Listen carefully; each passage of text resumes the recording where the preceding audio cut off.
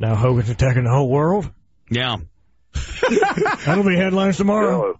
The world might know him as the immortal Hulk Hogan. The immortal Hulk Hogan. Sunday, Monday, Tuesday, Wednesday, Thursday. But we lovingly refer to him as Hootie. Fuck, Hootie, man. You're on fire right now, my friend. Fuck.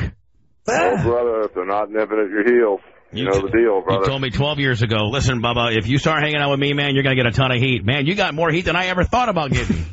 Well, the thing is, you know, I mean, thank God that the magazine came out. The funny thing was, you know, my attorney was running around town trying to buy the magazine, and everywhere he went to, from all the bookstores to all the, you know, all the little Walmarts or wherever he went, you know, to Walgreens, they said, well, we only sell usually 3 or 4 of these Rolling Stone magazines, and like the Little Wayne issue from last month is still on the newsstand, but we sold out of these as soon as we opened the box, and we're back ordered. So Rolling Stone, mission accomplished. They pulled one line totally out of context and stirred up a bunch of feeding frenzy. What a bunch of fucking assholes, man. And you know what's so weird is now the magazine came out. If they're going to screw me, it seems like they would totally screw me and not, you know, they didn't say the whole sentence the way I said it, but if you read the paragraph that Hogan said, these are things that I could have done this, I could have done that, you know, I could have done the OJ thing, I could have.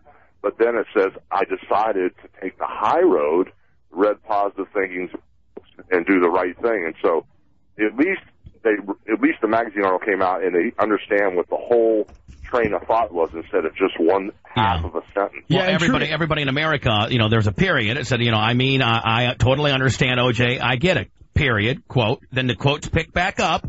But nobody chose to continue on. It says, you know, he didn't go the OJ route. He chalks it up to lessons learned from reading a slew of the spiritual self-help books. I mean, fuck, that quote, I mean, the sentence goes on. But nobody, you know, elected to do that. By the way, we couldn't find a copy either. We had to go to the fucking airport to find one. There you go. We'll see. Rolling Stone, mission accomplished. That magazine was down and out. It reminds me of the Rockstar movie with Mark Wahlberg. Yep. He goes, don't talk to the Rolling Stone. They're the enemy, you know. I was trying to do, you know, the right thing and tell people everything I've been through and how I took the high road that would help people. And you know, the article came out, and there's a lot of stuff about all the partying me and Linda did and how we ran together as a team and the drugs were involved in the 70s and the 80s and the 90s and all that era. And then how when she kept partying, I took the high road, you know, and the whole marriage fell apart, you know, and I took the high road. But thank God the magazine came out because Linda's lawyers jumped on this one-liner, and she said, oh, I'm in fear for my life. I canceled my plane reservations because of the OJ threat. Well, the truth was we went to Delta and found out she canceled her plane reservation 48 hours before the article came out, because the week before the article came out, we were asking Linda's lawyer, we wanted to depose her and Charlie Hill because we're trying to lower the temporary support of $40,000 tax-free a month. And Linda's lawyer, this Rayful guy, goes, oh, I don't know where my client is. I can't get a hold of her.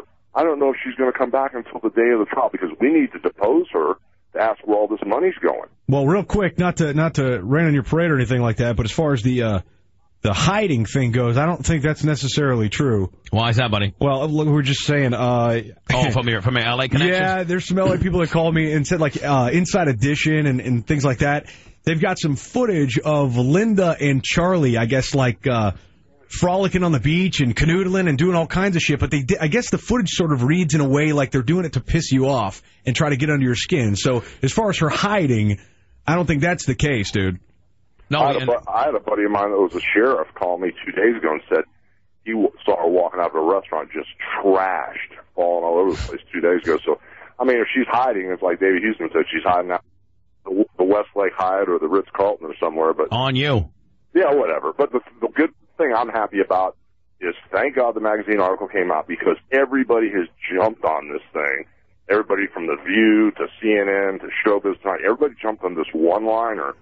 You know, just because I said, I understand OJ, I understand Charles Manson, people that are deranged, they're sick, they're hateful, they're murderers, they're criminals. I understand human beings, the people that are out of their mind. I understand why Charles Manson did what he did. He's a sicko. He's a wacko. I understand why OJ Simpson did what he did. He's full of hate. He's a wacko. He's a sicko. I don't condone it, you know.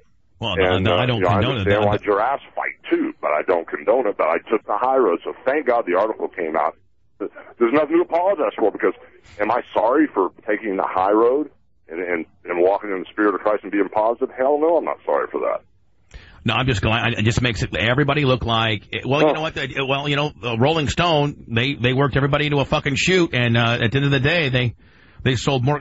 Spice, it'll be interesting to see what the stats on this is. Oh, definitely. And why they didn't have Hogan on the cover, I have no fucking idea. That's what I want, a cover of the Rolling Stone. They got Kings on the cover. Kings of Leon, Brent. Are you fucking kidding me? The God-fearing, booze-swilling rise of America's hottest band. These fucks. They are one of the hottest bands in the land. I don't even know who they are. Maybe they'll put me on the cover next time. Well, they ought to. Hey, I want to ask you a question, Hogan. As far as the writer goes, because overall, I think the article's pretty positive. It's pretty straightforward, at least.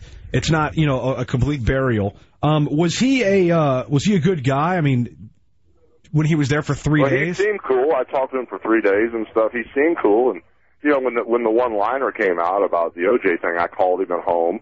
I said, hey, brother, hey, Eric, this is Hulk, man.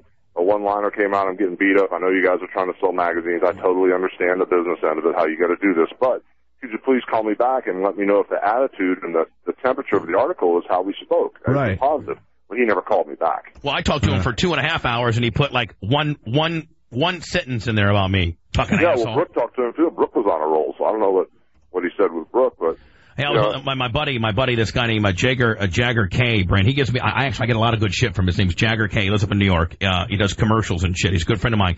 Well, he sent me to this website, this PW Insider fucking website. First of all, it sucks because the guy who owns it, David Shearer or whatever, is a fucking jobber, and you can't even go to the website without having literally. I couldn't navigate through it because it has like 75 fucking pop-ups. Oh, so the ads are so bad that you can't even get anywhere. But this guy's the biggest cocksucker ever, and all he does, I guess he didn't like you, Hogan. He never has. You should have seen this shit. Are you familiar with this fucking jobber, David Shearer? I don't know. No, I have no idea who he is. You know, how about has Meltzer always been the guy that did the kayfabe sheet, the Observer? Has he always been a dick to you too? Well, he's always bashed Hogan, but I think because he didn't understand the business, and then he started talking about MMA stuff and commenting on that, and people started to realize when he started talking about MMA, he was just a mark.